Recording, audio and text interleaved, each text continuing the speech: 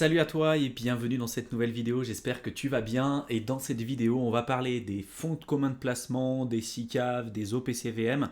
C'est des sujets que j'ai abordés de manière plutôt indirecte sur des précédentes vidéos que j'ai publiées sur la chaîne et j'ai reçu pas mal de questions justement sur ces sujets-là, donc j'ai décidé de rentrer dans le détail ici et d'essayer de t'expliquer de la manière la plus simple possible ce que sont les SICAV, les FCP, les OPCVM, comment ça marche, est-ce que c'est intéressant, comment ça fonctionne, etc. etc. Donc déjà, ce qu'il faut savoir, c'est que les OPCVM, ça veut dire déjà organisme de placement collectif en valeur mobilière. L'objectif et l'activité principale de ces OPCVM, ça va consister plutôt à collecter des fonds, on va dire auprès de divers agents, alors ça peut être des particuliers, ça peut être des sociétés, des institutionnels, etc., en vue d'acquérir des actifs financiers. Alors dans les actifs financiers, on peut rentrer les actions, on peut rentrer les obligations, les commodities qui sont les matières premières, donc ça peut être, tu vois, les métaux précieux comme l'argent, l'or, etc. etc. Faut savoir qu'on distingue aujourd'hui dans le cas des OPCVM deux grandes catégories justement d'OPCVM avec qui vont être agencés en fonction de leur mode d'organisation. Le premier cas, c'est les sociétés d'investissement à capital variable, qu'on appelle aussi les SICAV, qui là pour le coup vont être des sociétés avec un conseil d'administration, ce qui ne sera pas le cas pour justement la seconde catégorie que je te présenterai un petit peu plus tard. Donc pour le cas des SICAV, on a un conseil d'administration et c'est des boîtes qui vont émettre des actions et nous on va pouvoir devenir actionnaire justement de ces SICAV. Donc on va avoir le droit à un droit de vote et on va pouvoir participer aussi à l'assemblée générale. C'est un peu la même chose en fait quand tu achètes des actions en bourse, hein, tu le sais, ça te donne tout un tas de droits quand tu achètes des actions en bourse, c'est des parts d'entreprise et donc si tu possèdes des parts d'entreprise, tu as le droit à un droit de vote, tu as le droit aussi si jamais cette boîte verse des dividendes de recevoir une partie de ces dividendes au prorata du nombre de parts et donc d'actions que tu vas détenir en ta possession. Tu vas pouvoir du coup aussi participer à l'Assemblée Générale, etc., etc. La seconde grosse catégorie des OPCVM, c'est notamment les fonds de commun de placement, qui là pour le coup ne vont pas avoir de personnalité juridique.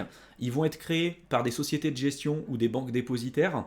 Là, l'objectif pour la personne qui va investir dans des fonds de commun de placement, ça va être d'acheter des parts et on va être associé justement du fonds de commun de placement, contrairement au SICAV où là pour le coup on est vraiment actionnaire. Donc vu qu'on n'est pas actionnaire avec les fonds de commun de placement, on n'a pas de droit de vote et pour le coup il n'y aura pas d'assemblée générale.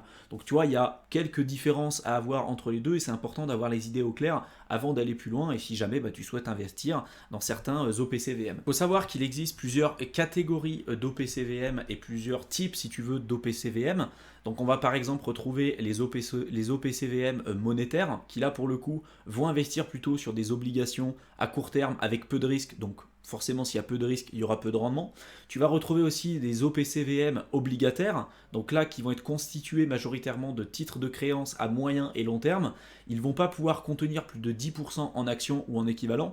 Donc tu vois, si tu investis sur des OPCVM obligataires, tu auras une majorité d'obligations à l'intérieur, mais tu peux aussi avoir une certaine partie, un certain pourcentage qui va pouvoir être investi notamment sur certaines actions.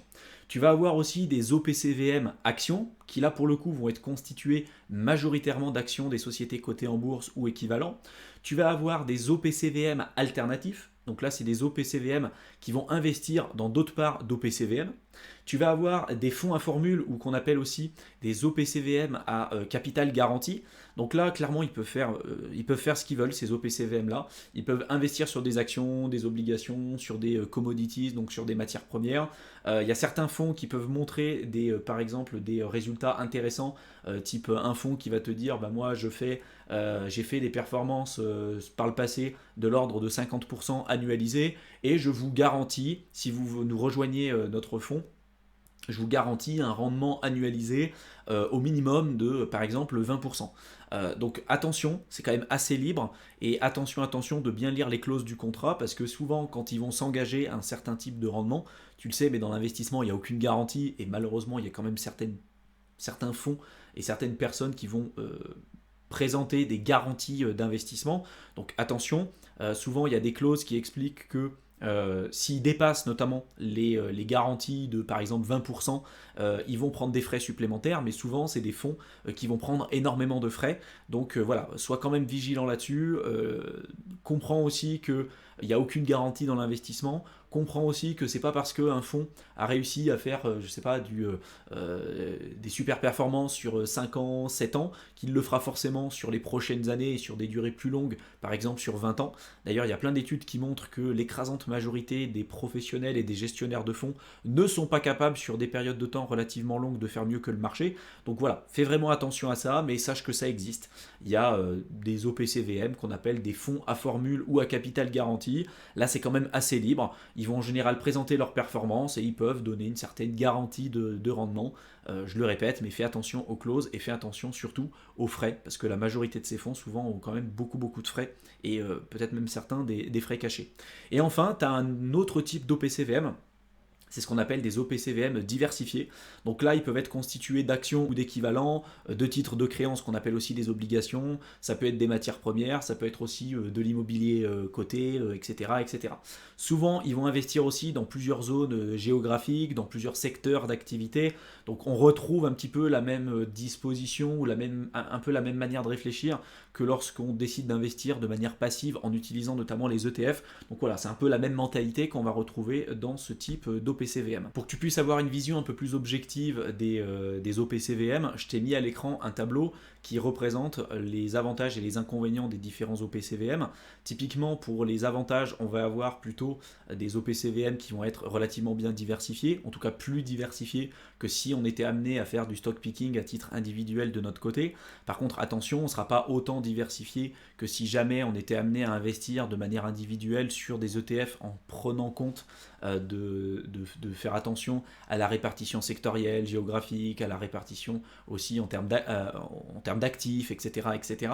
Donc on est capable aujourd'hui d'avoir une diversification plus importante en faisant son propre portefeuille d'ETF, mais néanmoins, on est quand même sur quand on s'intéresse aux OPCVM, on est quand même sur quelque chose d'assez diversifié.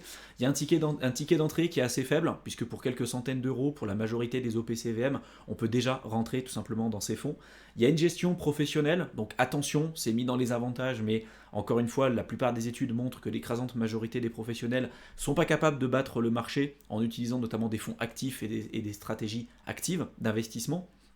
Néanmoins, je sais que pour certaines personnes, le fait d'avoir leur argent qui soit géré par des professionnels, ça peut être rassurant. Donc ça a été mis dans le côté avantage. Tu as également aussi une multitude de choix et je te présenterai dans la suite de cette vidéo un site que tu pourrais être amené à utiliser pour voir les différents types d'OPCVM qui existent. Donc aujourd'hui, il y a vraiment des milliers d'OPCVM différents. Donc clairement, si aujourd'hui tu souhaites investir sur cette classe d'actifs-là ou utiliser les OPCVM pour faire fructifier ton capital sur le long terme, clairement, tu auras énormément de choix aujourd'hui. Il y a quand même quelques inconvénients. Attention aux frais. Pour la plupart d'entre eux, tu vas avoir des frais d'entrée, des frais de gestion, des frais de courtage, des frais de surperformance, comme je te l'ai dit un petit peu plus tôt, notamment si tu es sur des fonds à formule et notamment les OPCVM avec le capital garanti. S'il y a une surperformance, ils peuvent te prendre des frais supplémentaires. Attention tout de même, si tu souhaites participer à certains OPCVM, il faut savoir qu'il y a une seule valorisation quotidienne, c'est-à-dire que si tu investis sur le marché action par exemple et que tu veux acheter des actions Tesla, tu vas avoir plusieurs cotations dans la même journée à partir du moment où le marché de la bourse va être ouvert. Tu sais que tu as des heures d'ouverture, tu as des heures de fermeture, donc tu peux avoir plusieurs cotations si tu veux dans la même journée. Dans le cas des OPCVM, tu auras une seule cotation dans la journée, donc tu n'auras pas la possibilité d'être réactif et de vendre par exemple en milieu de journée si c'est ce que tu recherches. Et enfin, tous les OPCVM comme tous les types d'investissements présentent des risques, même si tu as des fois des garanties de résultats qui peuvent s'opérer auprès de certains OPCVM, tu n'as aucune garantie en capital, le risque zéro n'existe pas, donc tu ne maîtrises pas vraiment l'allocation d'actifs qui est présent au sein de ces différents OPCVM. Tu es capable de voir comment sont gérés ces fonds et dans quoi ils ont décidé d'investir, mais derrière, c'est pas toi qui es devant l'écran en train de prendre des positions d'achat ou des positions de vente. Donc il y a eu tout un tas de problématiques aussi par le passé avec certains gestionnaires de fonds qui ont fait faillite. Donc voilà, peut-être que tu pourrais tomber aussi sur certains OPCVM ou certains gestionnaires de fonds qui pourraient prendre des mauvaises décisions et qui pourraient faire faillite avec ton argent à l'intérieur. Ça aussi, c'est une possibilité. Si tu vas par exemple sur le site de Boursorama, et je te mettrai le lien dans la description de la vidéo si tu veux y jeter un coup d'œil, si tu descends un petit peu plus bas, tu vas pouvoir classer notamment les différents OPCVM en fonction de leur manière d'investir, si c'est plutôt de la gestion passive, de la gestion active, suivre dans les thématiques dans lesquelles ils ont décidé d'investir, également si c'est plutôt des SICAV, si c'est des FCP, etc. etc. Je t'inviterai à jeter quand même un petit coup d'œil, tu verras que tu as quand même pas mal d'informations en termes de performance, en termes de risque aussi, tu vois, tu as des fonds qui vont être beaucoup plus risqués que d'autres. Si tu veux jeter un coup d'œil par exemple sur celui-ci, si on veut jeter un petit coup d'œil, donc on va voir le cours là ici de SG Action Énergie.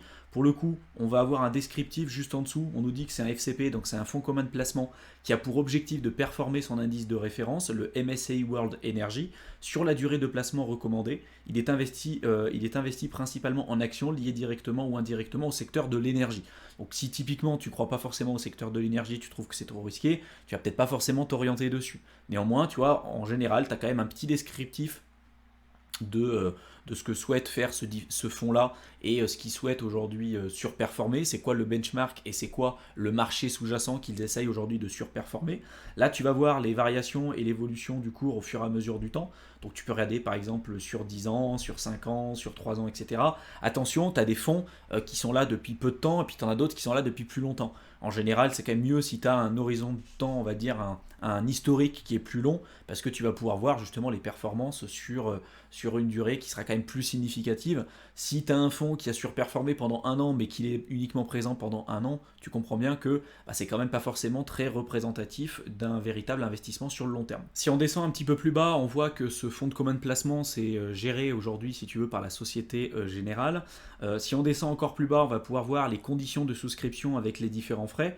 Donc là, attention, tu vois, on voit bien que les frais de courant sont de 2,34%. Il y a des frais de gestion, tu vois, dont les frais de gestion. Donc si on prend les frais de gestion en plus, ça va faire 2,4%. Et après, tu as même des commissions de performance. Tu te souviens de ce que je t'ai évoqué un petit peu plus tôt. Si tu cliques dessus, là, voilà, ils vont te dire, si jamais ils surperforment le benchmark et s'ils font mieux que la moyenne, ils peuvent prendre des frais supplémentaires. Et si tu me suis depuis un certain temps, tu sais que pour mettre en place les intérêts composés, notamment, il faut faire très attention aux frais qui sont pris régulièrement. Et là, en général, quand on est sur des fonds de commun de placement, c'est des frais qui sont quand même très élevés. Même si tu considères que 1, 2, 3%, pour toi, c'est pas forcément énorme, tu te rendras compte avec certains outils que je t'ai présentés sur des précédentes vidéos que le résultat sur 10, 15, 20, 30, 40 ans, c'est des résultats qui sont monstrueux en termes de frais, en termes de performance. Donc fais vraiment très attention à ça. Si tu descends un petit peu plus bas, tu vas pouvoir voir les performances sur les précédentes années, tu vas pouvoir voir notamment le risque du fonds. Donc si toi, tu n'es pas forcément quelqu'un qui a envie de prendre des risques importants, fais attention quand même, essaye de sélectionner et de voir comment sont investis ces différents fonds.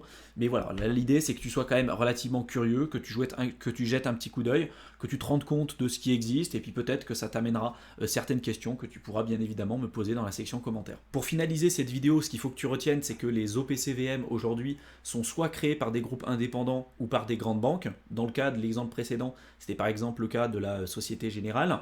L'objectif, ça va être de lever des fonds pour pouvoir créer justement le fonds et ensuite pour pouvoir acheter des actifs sur les marchés financiers. Et donc pour lever des fonds, on va soit émettre des parts d'entreprise, soit tout simplement des actions en fonction de si on va être un fonds commun de placement ou une SICAV. Et une fois qu'on aura suffisamment levé de fonds et qu'on aura l'argent nécessaire, on pourra acheter les actifs tout simplement sur les marchés financiers.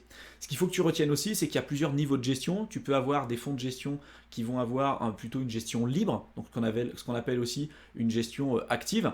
Donc là, ils peuvent faire clairement ce qu'ils veulent, ces OPCVM, que ce soit des SICAV ou ces fonds communs de placement. Ils vont gérer leur allocation d'actifs, ils vont gérer leurs risques. Par contre, souvent, ça va coûter très cher en termes de frais, comme je te l'ai présenté un petit peu plus tôt. Mais tu peux avoir aussi certains OPCVM, alors ça peut être des SICAV ou des fonds communs de placement, qui vont faire plutôt de la gestion indicielle. Donc là, ils vont plutôt gérer tout ce qui est indice. Alors ça peut être le S&P 500, qui est un indice qui représente les performances des 500 plus grandes entreprises américaines. Ça peut être le CAC 40, qui est un indice qui représente les performances des 40 plus grandes entreprises françaises. Souvent, ça va coûter quand même nettement moins cher. L'objectif, là, ne sera pas de battre le marché, mais plutôt d'être tout simplement le marché. Mais de manière générale, ce qu'il faut vraiment que tu retiennes, et l'écrasante majorité des études le montrent, c'est que la grosse majorité aujourd'hui des fonds actifs, ceux qui font de la gestion active, ne parviennent pas à battre le marché sur des durées de temps relativement longues. Alors ça peut être sur des périodes, tu vois, de 10, 15, 20 ans. Donc la question à te poser, c'est est-ce qu'aujourd'hui tu as envie de payer des professionnels qui ont, en termes de probabilité et de statistiques, moins de chances de battre le marché sur des durées relativement longues, au détriment de ton investissement ou au détriment justement de tes performances, parce que souvent tu vas être amené à payer énormément de frais, alors que tu pourrais être amené à le faire mieux de ton côté via une gestion passive en utilisant par exemple l'investissement via les ETF. J'espère en tout cas que cette vidéo t'aura plu, qu'elle t'aura intéressé, qu'elle t'aura été utile. Si tu t'intéresses à toutes les notions notamment qui sont liées à l'investissement en bourse ou sur les marchés financiers de manière générale, je t'ai préparé un programme de formation offert de plus de 2 heures que tu peux rejoindre simplement en cliquant dans le lien que je t'aurais mis dans la description de la vidéo. Donc tu cliques dessus, tu rentres ton adresse mail et tu verras, je t'enverrai le contenu directement dans ta boîte de réception. Je te souhaite une excellente fin de soirée et on se retrouve dans une prochaine vidéo. A bientôt.